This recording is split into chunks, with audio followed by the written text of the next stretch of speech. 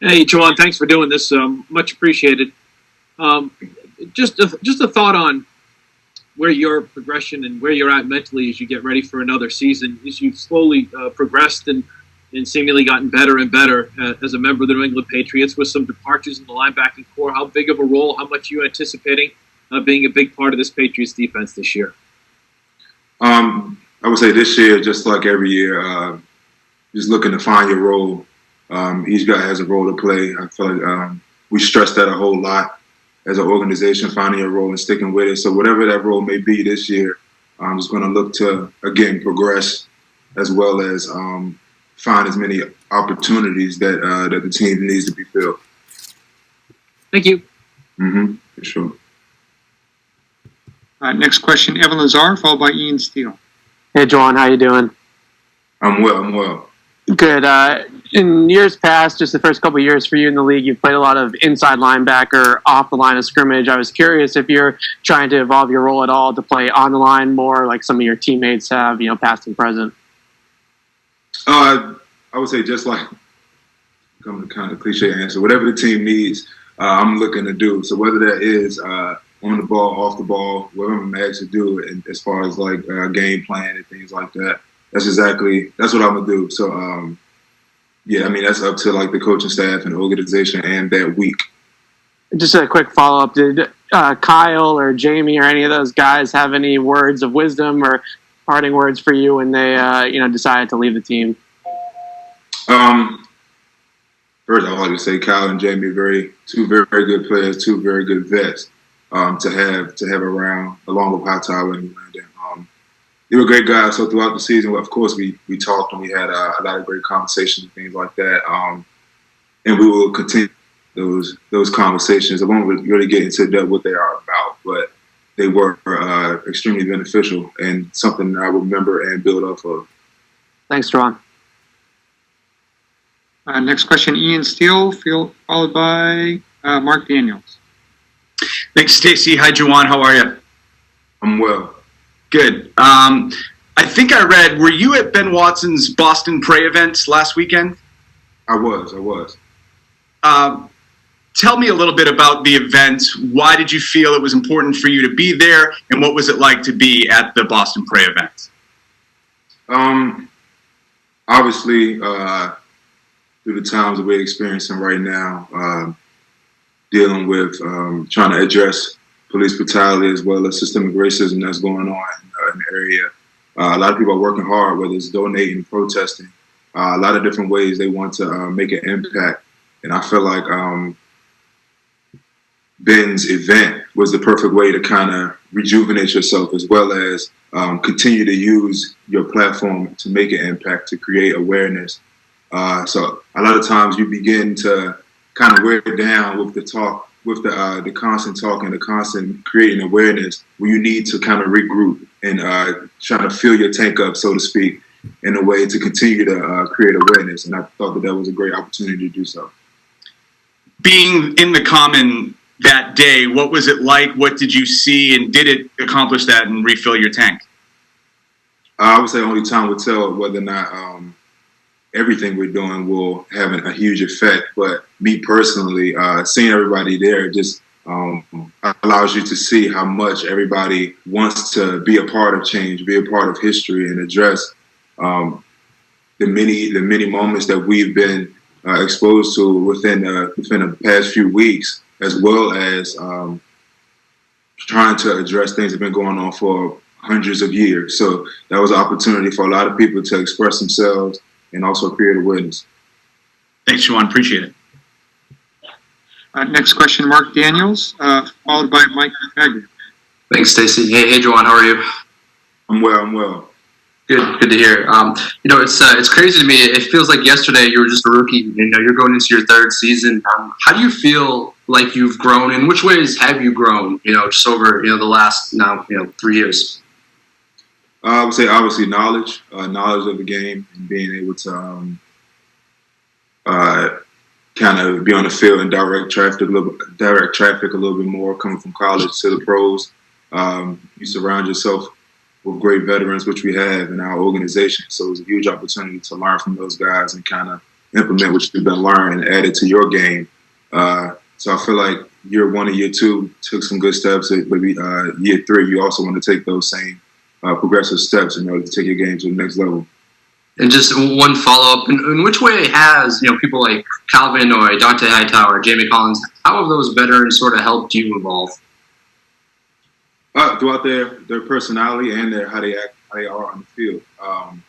It's clear that those guys are huge players. They make big-time plays and big-time moments. We've seen that time and time again. So being able to have those vets and kind of bounce ideas off of them, and as well as pick their brains to see have they been so great within these years. Just picking their brain means a lot, and it's good to have those kind of people in the locker room. Thank you. Next question, Mike Petraglia, followed by Mike Reese. Thanks, Stacy. Ju'Whaun, how are you doing? I'm well. Excellent. Kind of piggybacking there off Mark's question, I wanted to know from your perspective, you were a captain in college, right? Yes, sir. Yeah, and there was a lot made of that. Bill Belichick mentioned that when he drafted you. That was a big deal to him and to the team, and it always has been. I'm wondering, what is the transition for somebody like you now in their third year, going from a position of learning every day in camp, OTAs, and in the season to leadership? What is that process like? Okay, I would say that I've always took the approach, in order for you to be a great leader, you have to first be a great follower. Being in college, since you brought that up, being in college, you have the opportunity to learn. When you get in there, you don't know everything. So you have to go in there and kind of learn the ropes a little bit and take in as much advice and leadership qualities from those veterans. And it's the same thing in the pros. You have to find the right guys to surround yourself with, the older guys and the veterans, and pick their brain and be a great follower and see the things that they teach and the things that they emphasize. And in turn, you'll be able to build your qualities and your character traits that you want to use and add it to your repertoire of many personality traits. And if I can follow up, Ju'Whaun, how has the pandemic made that more of a challenge, different this year, if you will? As far as leadership? Yeah, as far as learning and trying to go about the process that you just talked about.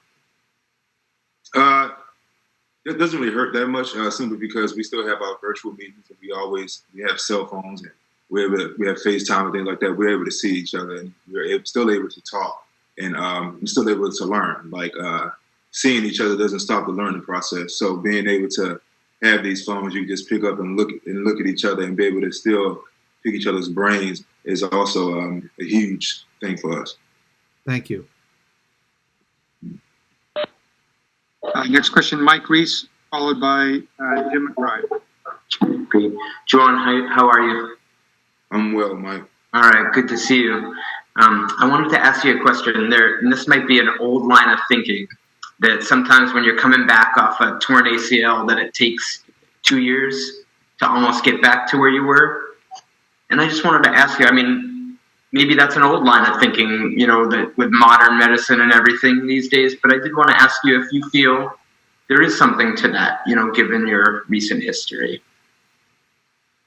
I would say I'm no doctor or anything, so you can take what I say with a grain of salt. But as far as experience and things like that, it's all in the rehab. Like, obviously, different people will be able to give you different opinions, but based on my experience, the rehab is a big deal. Having the right therapist in your area is a big deal also, and having the confidence, building the confidence to get back in, to get back in shape. Even things as slight as that, being in shape, that plays a big part. But like I said, I'm no doctor, so. Thank you. And the last two questions will be Jim McBride and Kieran Greed. Go ahead, Jim. Hi, Ju'Whaun. Thanks for taking the time to do this today. I wanted to ask you about the rookie linebackers that were brought in. Is there a way to kind of connect with them, to let them know that you're kind of a sounding board or a mentor for them, even though you haven't had the benefit of being in the locker room or on field with them?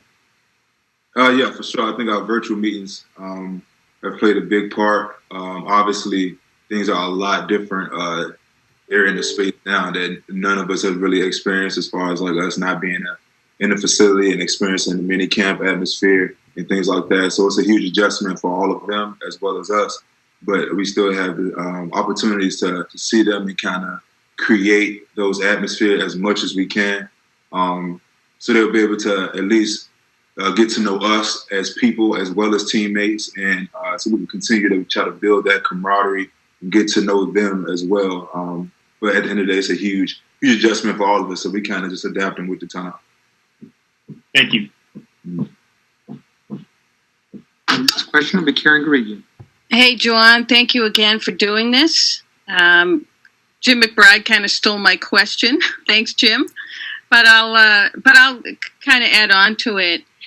Do you feel you've gotten to a point in year 3 where you are comfortable trying to help the younger kids?